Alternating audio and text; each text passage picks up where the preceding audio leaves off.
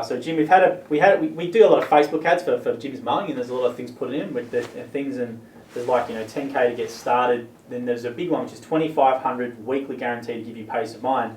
Now we've had someone who's come on the comments and been very animated with his responses, and he says 2.5. His name's Justin Wiles, $2.5 a week. You guarantee, yet you do not write how long you guarantee that income for. There's no way in a world you could earn that mowing lawns $2.5 a week. So maybe when you take away royalties, tax, all that sort of stuff, and maintenance, you earn stuff all mowing lawns. So maybe you want to talk about that. Well, I was a mowing contractor myself for 15 years, and let me tell you, my average day, full day, would be 12 jobs. Because a lawn mowing, you can do it in half an hour, basically that, depending how far you've got to travel. The average price for a mowing job these days is around about $60. So even in my own experience, and I wasn't really maximising my income in all kinds of ways, it's possible to earn that. The thing I would say to this guy and anybody else, if you don't believe it, come to us and spend a day or two on the road with a successful franchisee. In fact, $2,500 a week is well below the average. Recently, we actually did a survey of mowing franchisees, and the average turnover, the typical turnover, was $2,900 per week, not $2,500. That was the average. I just spoke to a guy this morning who turned over more than $1 million in the last year, and he has for the last 4 years. He's got employees, of course. So what I say to anybody, if you don't believe it, it's a really simple thing to do. Come up with us, go out on the road, and you can see somebody doing the job and getting paid, and you count up how much money they're making. Okay, let's talk about costs. Your costs would be as follows. Probably around about $750, $800 would be the average for fees. So you're talking about $200 a week there. Then you've got your major other cost is your car cost, driving around. That depends on how far you travel. Obviously, when the beginning you travel further, but then you have odd expenses like you'll probably need a new mower every year, your occasional brush cutter, this kind of thing, maybe some tip charges. We think that the average turnover, the average profit of a franchisee is probably just a bit over $100,000 a year, which is not incredible. But then again, when you bear in mind the average Australian wage is about $75,000 a year, it's not bad. I find it very odd. I don't understand why somebody would be so adamant when it's so easy to check. See, one of the things we do when a person approaches us about a franchise is we say the first thing you've got to do is to do some research.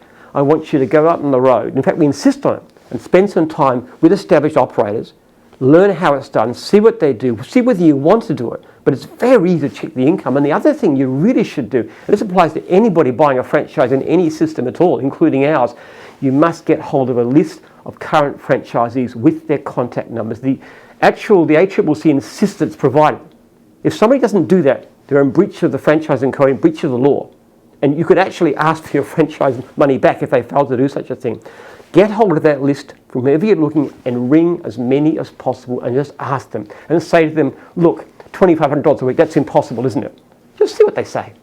Because most of them will tell you, no, it's not possible. That's a part-time income from our point of view. We've got guys in their 70s who make more money than that.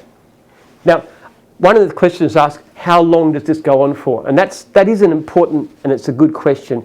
There are a couple of ways to doing it. One of them is to say, if you spent, because franchisees ask for work on a week-by-week and day-by-day basis, if there's 8 weeks in which you have taken, you haven't accepted work outside your territory for most of the week, then as far as we're concerned, you're filled up. So the guarantee doesn't apply to that. And the other thing is there also may be a certain number of leads provided, but that usually lasts for at least a year.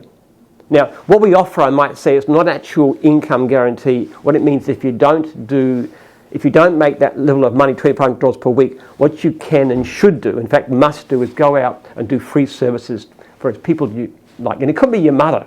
It could be your neighbour, it could be your friends, it could be people from your local sporting club, it could be anybody. It could be franchise from other divisions. You have to do the freebies, but if you do them, we'll pay you the money. In practical terms, franchisees who do that never claim for more than 2 or 3 months because they get busy so quickly. The franchisees who fail for lack of work are those who don't take advantage of this system, and there have been a few, unfortunately. We do get a lot of comments from people saying that it's impossible to earn that kind of money. But there's a reason for that. It's because in the popular mind, top earners are people like doctors and lawyers and financial advisors who make, obviously somebody who works with their hands is a manual labourer. So the idea is that kind of person can make, $30, maybe $35 per hour.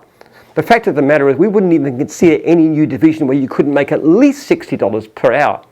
It's just not worth doing. So there's a big difference between the public perception of what the kind of things we do, like building fences and mowing lawns and cleaning houses, and the actual reality of how much you can charge for it. It's amazing. It's something people just do not realise. There is so much money in services, and you do not want to work for rubbish money like $30 an hour.